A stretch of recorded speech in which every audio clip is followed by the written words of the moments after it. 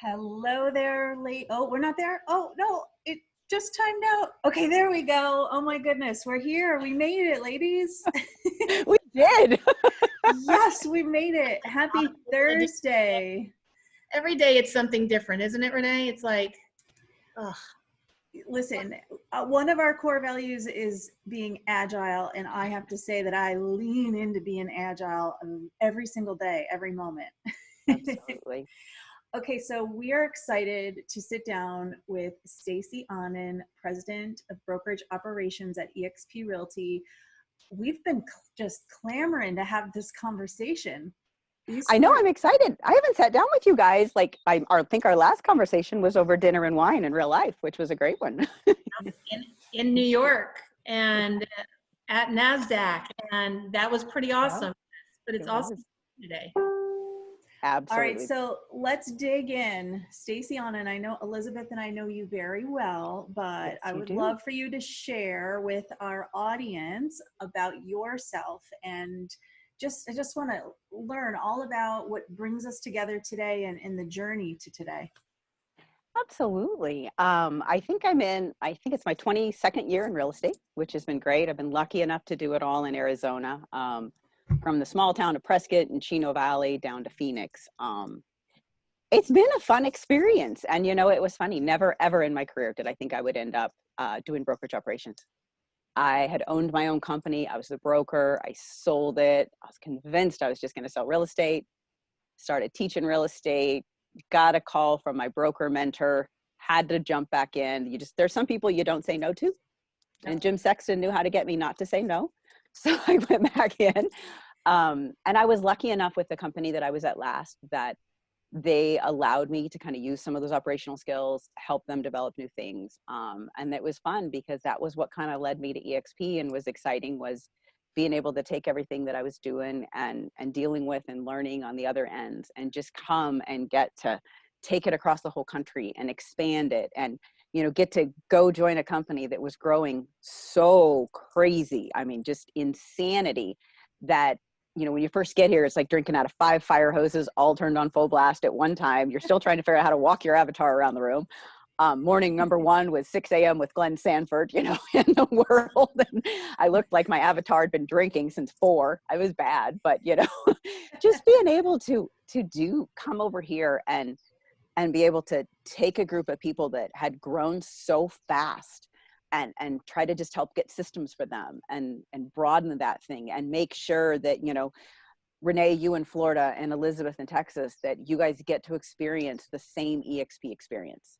Yeah. That what your broker team in Florida, provides for you is what Elizabeth's broker team in Texas is going to provide for her. And so just really getting to collaborate with an exceptional group of brokers and get them all to come together and just make sure that the agents are taken care of. It's just been fun to have my journey land me here. Well, we're certainly super excited that your journey landed you here. And we will attest to the seamlessness that does take place, right? As we know, because we have an awesome collaborative community of agents, that we are so well taken care of, and especially now more than ever, we feel confident that we are able to navigate through this situation, standing on a really solid foundation because of the support we're getting at our state level, which I'm so grateful for. Absolutely. I have been blown away. I mean, no less than flat out amazed at the way your state broker teams have taken something that none of us have been through before. This is different than 09, 10. I still call them the dark days. It's different than the dark days. Not better or worse, just different. And so when I look at it and see how your broker teams were able to just go, okay, so my job right now is how do I make sure these agents are set up for success in 2 months, 4 months, 6 months, whatever the time frame is. And watching them day and night, like I don't know that everybody always realizes the amount of messages going back and forth from 4 a.m. to 1 in the morning between our broker teams and our legal teams, making sure that they understand where your state is at, that they understand the orders that are issued, that they can navigate through it, and then not just like prevent you guys from risk, but also figure out, okay, with what these orders say and what's allowed, not allowed, how do I help them go sell more real estate? How do I keep them moving? Their focus has been so well divided between risk management and how do I make my agents better. It's been phenomenal to watch. Like, it just sets our broker staff up, and just, it's amazing. I'm so impressed. One of the things I'm in awe of is, and I don't remember who we were talking to, but we're so used to how our company is, open borders, a national company, Right. one company. We were talking about how we really have all the different states that are operating differently. They have different mandates coming down. They have different rules, not even in regards to real estate, but if you think about real estate, there's things changing on a daily basis. Like, Right. Board of Realtors are telling us one thing, our states are telling us things. And the fact that you guys are managing that, and not only managing it, I'm sure it's like the duck on the surface, which is super calm and cool, and underneath. I guarantee, I wouldn't be surprised, but you make it look, like Renee said, seamless, and the communication is flawless. Now, I think with workplace and the way we communicate, it makes it so much easier, but it's not like you're dealing with one state or one office. You're dealing with the whole country, and you're getting that information out timely. Actually, we are getting the information out sometimes sooner than we even hear it from our local outlets. So Absolutely. that's pretty amazing, because it keeps us doing what we're supposed to be doing and moving forward without sitting there waiting and then being behind and, like you said, putting us at risk. So kudos to you guys. Absolutely. And I will tell you, as being the girl born in Kansas City, I always think of, you remember the movie The Wizard of Oz? Oh, yeah. And the wizard behind the curtain frantically running around and trying to figure out the orders, and that's kind of what we look like behind.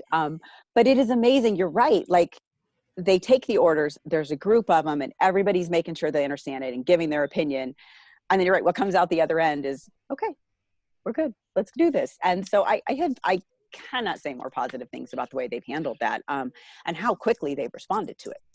And you're right, having workplace and having that ability to, we all know that agents, how we all communicate is very different. And it's one of the things I remember teaching in so many real estate classes was, if your client texts you, text them back, don't call them. If they call you, call them back, don't text them. If they email you, do the same. And so we have so many tools at EXP that our brokers can make sure that they do the same thing. We've got some agents that are glued to workplace, some that still watch their email, some that want you to text them. And so it has really been fun to watch the brokers figure out, how do I effectively disseminate this information to everybody in a way that they're going to want to digest it. And so that has been really great to see. It's been a lot of fun.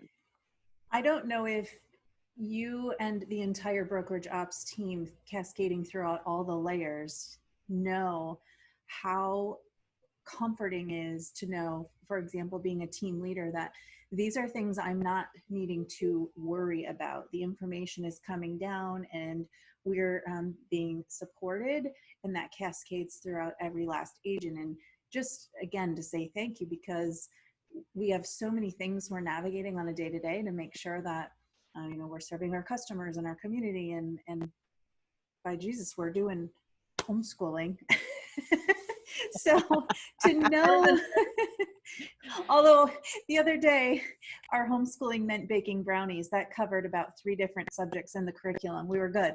Absolutely. Ours is riding a bike, right? I mean, my first grader got Intro to Persuasive Writing, and I was like, I don't think so. Let's go learn how to ride a bike. So now she can ride a bike, and I think that's balance, and that's something that's educational, right? See, good news for me, I'm a grandma. My only one homeschooling is a college student, so it's easy for me. Well, it is very comforting to know that so much is being handled for us, right, by so many strong, intelligent, awesome people that are taking care of us. And so with you and all throughout every layer, thank you, because it helps us navigate our day. It does. And one of the things, though, that I think is also pretty cool and unique is, I don't think you guys as team leaders always realize how plugged in you are. And by being you plugged in as team leaders, how plugged in the agents under your team are. So that actually, as much as people don't talk about it a lot, the more plugged in you guys are, and the more you guys are out helping and getting your agents to come to the meetings, to read the newsletters, to follow workplace. The huge thank you goes back to you guys, because that's what makes the broker's job easier. It just sometimes as a broker, trying to gather your herd can become like herding cats. And so by you guys being able to, ask them to be plugged in, encouraging them to be plugged in, that means the brokers can get the information out, but you're helping to ask the agents to digest it. And so that allows the brokers, we have more educated agents, more tuned in agents, and that allows the brokers to focus more on how do I now empower you to sell, because I'm not just busy trying to go find everybody that wasn't paying attention. So I think it's a two-way street. If without both of those two working hand in hand, it doesn't work as well. So thank you to you guys. Well, it's our pleasure. Let's talk about our leadership. Renee and I have been very fortunate about talking and meeting with each of our leaders on these Zoom calls and just getting to know their backgrounds and tell their story a little bit. We have amazing leadership at our company. I have to say though, we're pretty proud of the fact that we have a pretty strong, awesome female president in our company. How do you navigate that with, we've got some strong personalities in our leadership team. But what I love is you don't back down too, but how do you all navigate that together, and what's it like being in your role where you're definitely outnumbered? It's funny. Oddly enough, okay, so I get that question a lot, and you would think by now it would not surprise me. And yet every time I get it, it actually does. And I think the reason it surprises me is, maybe it could be because I was a huge tomboy when I was little, so maybe I'm just more comfortable that way. But one of the things that I love is I don't ever feel like the female in the room. Awesome. The people that I work with, we're a team. There is none of that. I have never once felt like I'm different or I'm treated different. I don't think about it until somebody brings it up, which to me is a huge kudos to that group of people working around me, that they have absolutely made it an environment, and I think the other thing that I find a huge amount of thankfulness for is I am still a girl. And so I'll be brutally honest. I'm probably going to be the one that's going to come to tears more often than the guys in the room. But I love the fact that when I do get really passionate, if it comes out in tears or comes out in whatever, they're awesome about it.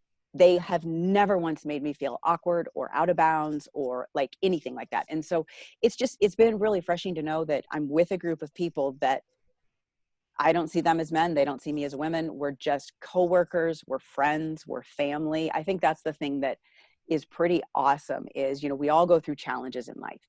And what I love more than anything is when one of us in this group is going through a personal challenge, how the other group will make 100% concerted effort, no matter what is going on in the business world, to check in on each other personally and genuinely check in on each other personally. So, it's funny. It's to me, it's the biggest non-issue in the room. It's pretty cool. We can feel the camaraderie that you all have. We feel that. And so when you're explaining it, it is so evident, because if it wasn't actually going on, that dynamic, the outside looking toward the leadership team wouldn't be able to actually feel that you guys are that close, which is great. It is. And I think you are absolutely correct, and that the family feel, the harassment, the jokes, all of the fun stuff that comes along with that, you can't fake it. And it's either there or it's not. And I think that's what helps get you through the stressful days. We definitely use humor, that's absolutely how we get through. And so it is something I don't think you can fake. And it's something that you can't wish will be there. You either have that chemistry and that connection with the team you're with, or you just don't. Yeah. So I've been really pleased with that. You have an interesting role too.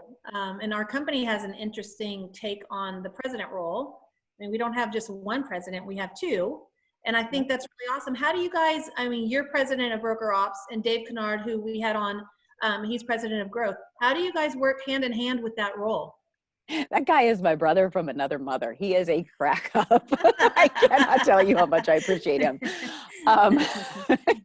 It's funny when they announced co-presidents, to say people didn't say, "Ooh, is that going to work?" That's a lot. That can be a power thing. Dave and I are just enough similar and just enough not similar that we actually balance each other out incredibly well. My weaknesses are Dave's strengths. It's just, that's how it works with us.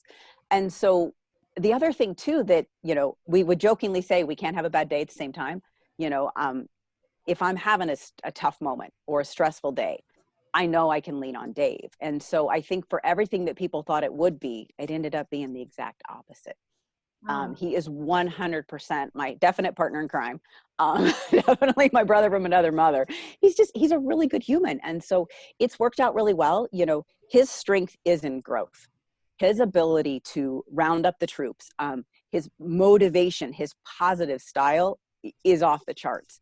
And I am definitely let's dig into the down to business. Let's get this contract out. Let's go through this. Let's build out an operational plan. And so I think it has allowed us to, he brings out my outer side instead of my introvert, get into my stuff and get it done, you know, and I can help him get down into the devils and the details. So for something that, you know, because I didn't know Dave before this, I think I had met him for 2 whopping months before we took the role together.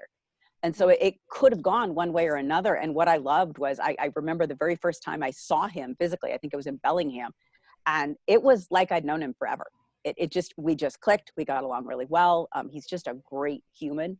You know, his wife is just, I got to meet her. She's phenomenal. So it's been exceptional. I've really enjoyed being able to A, prove people wrong, because that's always fun, and B, just be able to do it gracefully and enjoy each other.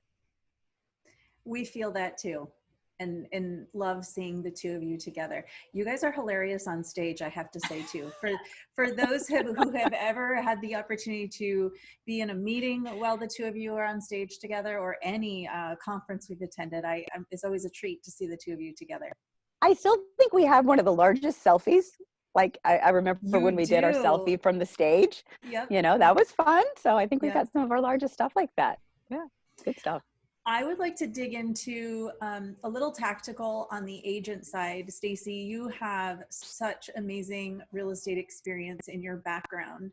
And as we all know, we are all faced with a very trying time right now.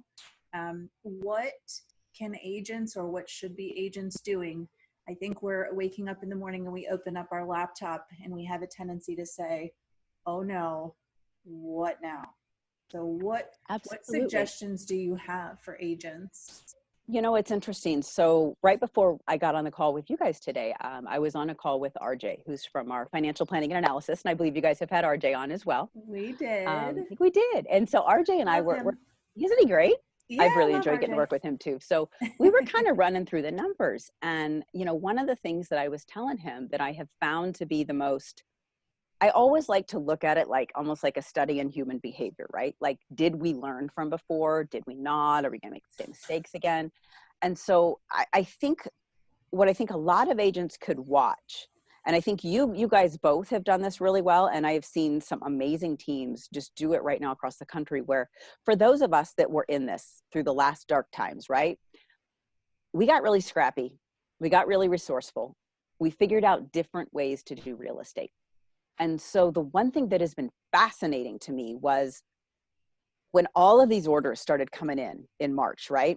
And states started getting, quote, shut down. The number of pending escrows coming in during times when you would not have expected people to be able to go write contracts is unreal. What I love to see is if you are an agent struggling, reach out to an agent who is putting stuff in escrow right now. Ask them, because what I've noticed is when the orders started to come out, they quickly pivoted and they started doing the E360 tours, and they started running out and figuring out, okay, if I can't bring Elizabeth into the house right now, how am I going to get Elizabeth to buy that house? Because people still need to move. All the reasons to move are still there. Maybe a different number of people, but it's not as big of a number right now as everybody thought it was going to be. You know, and so as we're looking at April, we're still looking at closings at April that are much closer to being on track than we had ever anticipated. We're looking into our log that is being built up into May closings, and knowing that you guys are getting up in the morning and figuring out, how do I sell a home virtually? And then it's been a blast to watch you guys coordinate and work with your broker teams and work with our legal team to how do we mitigate risk when we're doing it that way, because it's a little uncomfortable to an agent at first. And so the other thing that I think I've really watched agents do, and I always laugh, and I know agents are so sick of hearing me use this word, but I'm going to say it one more time for everybody. this is the perfect time to call your database. And the ones who are having exceptional results. I have heard story after story of, I'm going to call Elizabeth. I'm going to ask Elizabeth how she's doing. We're going to have a great 10-minute conversation. Maybe nothing comes from it. I call Renee. I have a 10-minute conversation. It's neither one of them were real estate related. Renee calls them back an hour later and says, I just remembered. So-and-so needs to go buy a house. Can you help them? It's been amazing that the agents that just jumped back in and said, okay, so I can't go sit in an open house. How do I hold one virtually? And when I was listening to, I think it was on one of Brent's, Brent was telling me about the number of homes that just went into escrow in Sacramento, and California is one of the more extreme shutdowns. And it was amazing. And so I think if everybody just remembers, and number one, as always, don't give up. Not just that, do not crawl up in a corner. Don't dive into the cake every morning, get up, get your coffee and go to work and just figure out what would I have done physically that now I just need to figure out how to do virtually. And sometimes I do think we're ahead of that game because we wake up every morning and do connect virtually. You guys are so used to connecting with your brokers in the world and which feels just like in real life. And so I think by doing that, we're already a bit ahead of that, but I have been nothing short of just thrilled to see how you guys have figured out how to listing houses. That's the one that I'm the most amazed by you guys. The number of listings coming in is quite a few. So you are figuring out, and again, the agents will say, look, my pictures right now may not be the best because my seller actually took them. Yeah. Okay. Yeah. That's okay. You're still doing something with it. So I think just getting up and doing it. The listing side actually was the earliest surprise we had is, 2.5 weeks ago when we started to do exactly what you're mentioning, Stacey, which is, we're going to have to make some shifts right now, right? And so one of the first shifts we made was not by design, it was out of necessity. And that was, we have 3 listing appointments on the calendar. How are we navigating that? All right, guys, we're going virtual, right? There's a myriad of tools you can use. We're doing it. And I still remember the meeting to this day with the team, and 2 of my team members, you could feel the anxiety come up. And I had it too. I had the same anxiety. Well, how is this going to go? But what was amazing is the listings were secured and the customer's anxiety lowered when the agent said, we have a plan and this is what we're going to do. And we don't even have to come to you. Absolutely. And so that has probably been one of the most eye-opening shifts that we've made very happily too, because the customers are happy about it. They are. And I think the other cool thing I've seen a lot of you guys do, which I think, a part of doing business is where your head is at mentally, right? If you allow yourself to get down, no matter what business is out there, you're not going to do good business anyway, right? You just need to stay in that positive mind. And so one of the things that I've watched a lot of people do is they're either, for those that are EXP, they go in the world and they go in a team suite or they go in a group room and they bring their team together and they have coffee or they have happy hour. Or we had a soccer tournament, all of these things that we did to just keep people together and positive. And if you don't have access to the world, do a Zoom call with your group. Right. Just even if they're not on your team, if you wake up every morning and have a 30-minute coffee session with people face to face, it's going to set your day off differently. And so it has been fun to watch the way the teams have figured out, first thing I need to do is get my group happy, get them together, get them excited, let them know we're into this. And like you said, let them know we have a plan. And then watch them take off and they will figure out how to sell real estate. I'm smiling so big, Elizabeth, because did you hear what Stacey just said? Start your call with a 30-minute coffee together. That's what we do every morning. We have a morning. I love that. Yeah, not just us, not just the 2 of us. Yeah. It's open to any agents, quite frankly. And it's awesome because every morning you don't know who's going to get on there. And we're talking about 3 things and how we can help each other out. And it's awesome. And Hey, I just have to know, do you have bedhead when you do it? Oh, yes. It makes it better. Cameras, because we're like, hey, this is not fair. But I was talking to an agent today and I said, hey, it's been really good seeing you on Huddle this week. And she said to me, she goes, it's getting me out of my bed.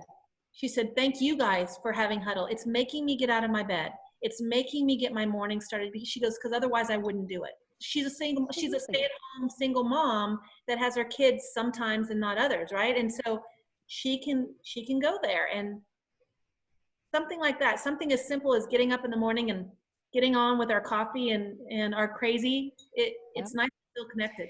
It's okay for us to feel like the goal for the day can be one foot in front of the other. Absolutely. And I also am really glad that you pointed out, you said, well, agents might be tired of hearing it, but calling everyone you know to do your check-ins, right? I think that that needs to be repeated many times, because what I'm experiencing is some agents are still feeling apprehensive to reach out and make those calls. And so certainly everyone Elizabeth and I have spoken with, we're asking the question, and it is 100% of all of the awesome leaders we've spoke to. Every one of you have said you need to call and love on your people. It's true, because you know what, and one of the things I remember of all the classes when I would teach agents is when I would ask them, what is the reason you're not back in your database? And they were usually very similar. It was, well, I sold Elizabeth a house 5 years ago. I haven't actually talked to her since then. I'm afraid to call her. She's going to be angry. But you know, the funny thing is, when have you ever received a call from someone that you haven't talked to in a long time, that your thought process was anger over why they haven't called? It doesn't happen. You're just like, oh, Elizabeth, so awesome to talk to you. How have you been? Yep. You know, and so I think once they can, it's like everything. The first time you do it, it is scary. Yep. Second time you do it, it might still be a little scary, but you're like, all right, done it once, gonna do it again. And the more you do it, it just becomes comfortable, and you realize they don't bite. They're not going to bite. They are genuinely going to be happy that you called. Yeah. Well, I'm glad that you're reiterating that message, because I think that we can definitely need to hear it every single day, each of us. Absolutely. Well, and it's funny, we get the same question. Okay, what can we do? What have we been telling you this whole time? What is everybody telling you? Have you done that yet? Well, no. Well, do that and come back to us. But I know, right? we can do so much. That's what we're doing. You're asking us what we're doing to stay relevant and stay in front of people authentically. I mean, and you know, it's funny. I get texts from people. They're like, I'm not real busy. And are you busy? Yes, I'm busy, because things like that are coming up. I have a listing presentation I had earlier in the week, and they weren't going to sell. And then after we talked, they were like, hey, so I have another call with them today, because they didn't recognize all of the options that we had. They just thought, we're stuck. We're stuck. Absolutely. I had another person that called me that I met with her before, and I mean, she's going to be perfect for our express buyers program. And so I actually sent out a note to a number of my clients saying, guys, I just want you to know. And so she called me. I'm calling her after this too, because we have a program that nobody else has that's going to be a fit for them. So if you just think about the tools and think about the resources we have and think about your clients and what their needs are, sometimes there's just a natural fit. So it's not hard to pick up the phone. And you know, some of the things I think too, like when you think of when you're trying to either get an exercise routine or stay in your exercise routine, having a buddy, an accountability partner is always good. And I always tell people, don't make it the person that's going to like allow you to not follow through. Don't make it the person that's gonna be like, oh, it's okay, Stace. You know, you just didn't feel like it today. No, you need the accountability partner that says, Stace, did you make your 10 calls today? And when I say no, why? Yeah. I'm going to hang up and you're going to call me back when you've made your 10 calls. You know, that's unfortunately the kind of accountability we all need. You know, it's like, my husband's going to kill me for saying this on Facebook Live, but like when we do yoga together, I'm sure he's really happy to celebrate my husband does yoga with me, but you know, like there are so many afternoons that if I didn't know he was going to show up home from work and expect me to be dressed and ready to leave for yoga with him, I wouldn't go to yoga that night. Sure. And I know that about myself. So that was why I begged him to start doing it with me. And I think agents just need to realize that it's okay. That's a natural human tendency. So find a friend to keep you on track. And the longer you do it, it will become your habit. Yeah. And it's okay to have more than one. I have a couple different accountability partners for a couple different things, you know, and it's awesome. It's easy to feel really connected that way too. So just make sure you keep that connection going. So. Yeah, very much. Stacey, so I'm curious right now, again, we're in unprecedented times. What do you feel is a challenge that faces independent brokers, brokerages in general right now, as we're navigating through this next phase? You know, it's funny. I think the number one thing that we're all trying to navigate, that agents are, brokers, no matter how big, no matter how small, is the uncertainty. Everybody wants to know, how long is this going to last? How deep is it going to go? And my standard answer has been, my magic 8 ball hasn't worked for years. I keep shaking it and it's just not giving me the right answers. And so I think everybody's challenges are, we all learned from last time. So when people see brokerages making changes right now, making slight cutbacks, making slight adjustments, and people question, why are these brokerages doing this so soon? Well, that's an intelligence level that we gained from going through this the last time. Last time, a lot of people waited too long to make some proactive changes. And so this time, I think everybody is trying to figure out, okay, I don't want to make the mistakes we made last time. We want to be better this time. So we know there's going to be a shift in how many homes get sold. It's just going to happen. What nobody knows is how far and how wide and how long is it going to last. And so I think the biggest challenge for everybody is trying to balance out that need for support, systems, staffing, agent productivity, keeping it all at a level that is fiscally responsible, but is also at a level where agents don't get a different level of support, where they still have someone to call, where they still have someone that's there, where they still have the tools and systems they needed. And I think that is going to be something that I don't think there's a single brokerage out there that's going to do it perfectly. Yeah. Everybody's going to do their absolute very best. And everybody's is going to look a little bit different. You know, we're lucky we don't have brick and mortar to have to deal with. That puts us at an advantage. But it doesn't mean we don't need to be fiscally responsible around how many sales are going to come through and what do we need to do to make adjustments in the meantime. So I think, you know, Glenn and Jeff and Jason have made some amazing strides in making sure that we're set up for that long haul. And I think you're just going to continue to see that across the industry. I think the agents can actually help a ton in that predictions. The more the agents are in constant communication with their brokers and their teams over what is their level. You know, we're running numbers every single day. RJ's team is just constantly giving me numbers for transactions, what's opening. And again, we're pretty shocked at the number of openings every single day in a really good way. And so I think we're all going to just continue to try to figure out, what is that balance? How do we have enough, but how do we not bloat? You know, and those are things that we just want to keep balancing out. And so it may not always look graceful. We may stumble, we may stub our toes. But I think we learned so much going through it before that I think we're all going to be able to just get right back up and move on.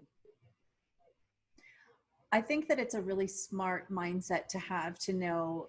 I've used similar communication, whether it's on an individual basis with our customers, and certainly when we talk to the agents, is there is no crystal ball, right? Is I don't have all the answers, nor do really anybody that I network with or talk to. But I do have confidence, and I do know how to navigate this, because just like, you know, all three of us have gone through, Stacey, you call the dark days, right? Like, we've done this.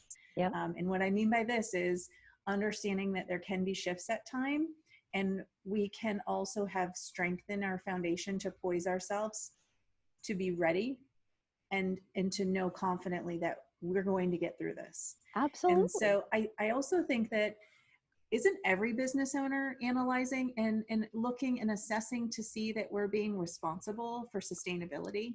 I mean, Absolutely. We have in my household for the last 3 weeks, it's smart business decisions, is to make sure we're looking at our business and making sure that we have the long haul of sustainability at mind. Absolutely. I think everybody, you know, that is one of the messages that we are hearing from our teams, is that we're making shifts and adjustments as a company.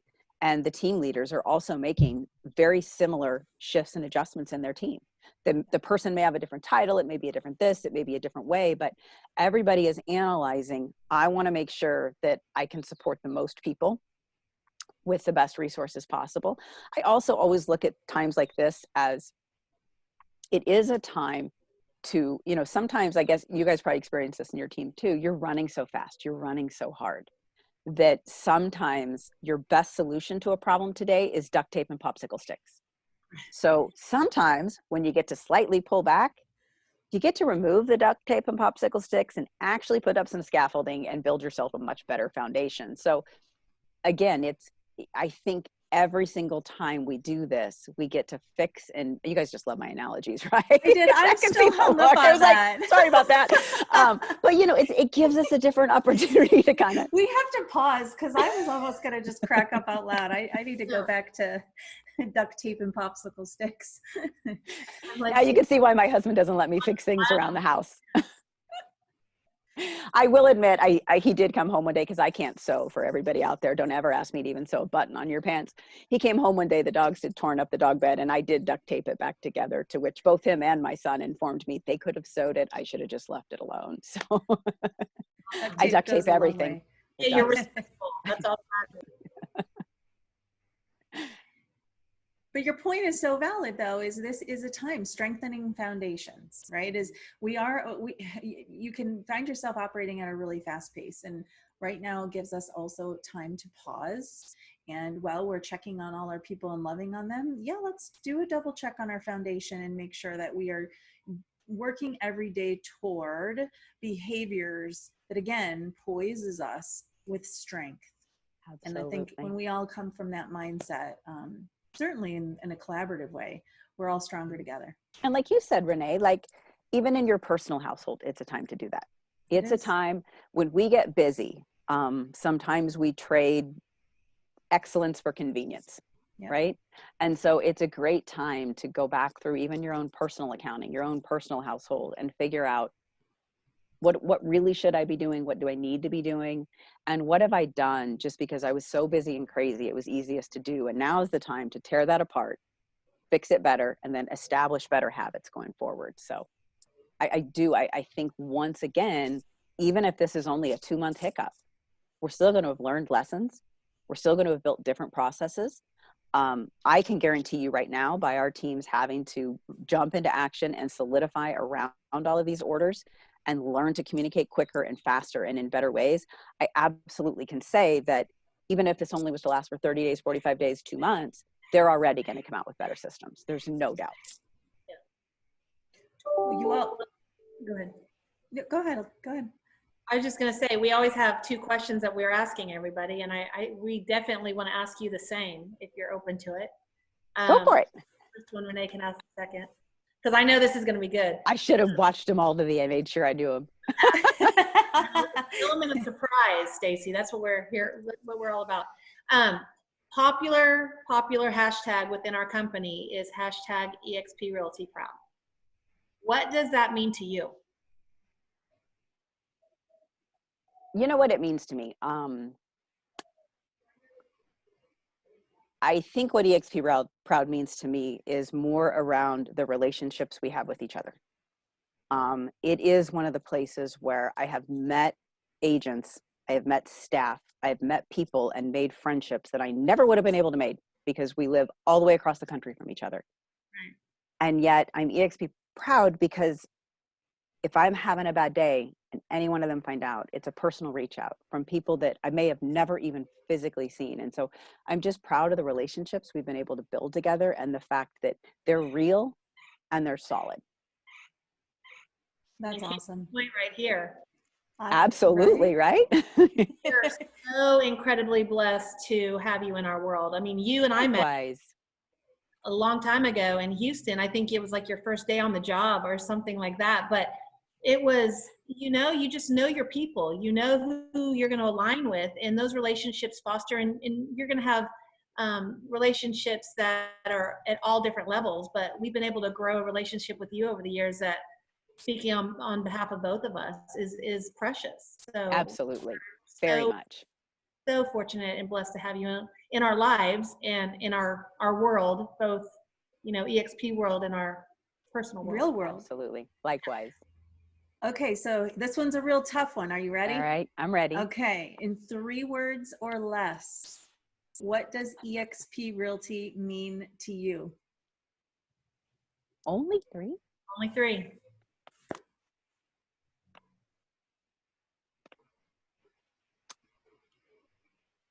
Definitely collaboration.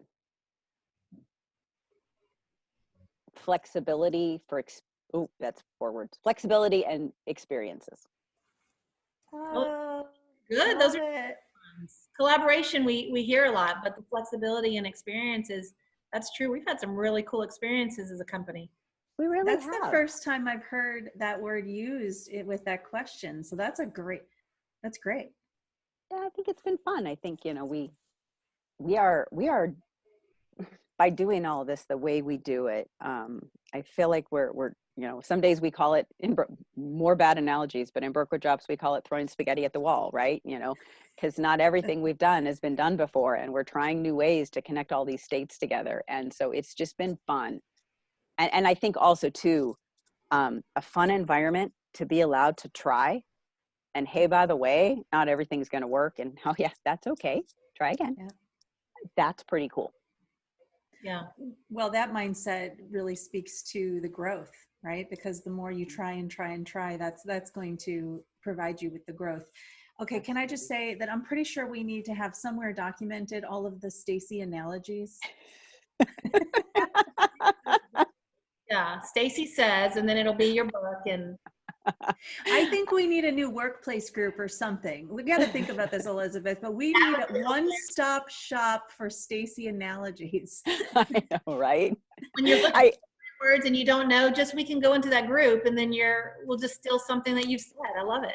I know, poor Steve Ledwith, just the other day, we were talking about how to stand up a new project. And we were talking about the beginning would be bare bones. And I told him, I said, okay, so the beginning will be the orange creamsicle because I don't even like them. We're going to have that.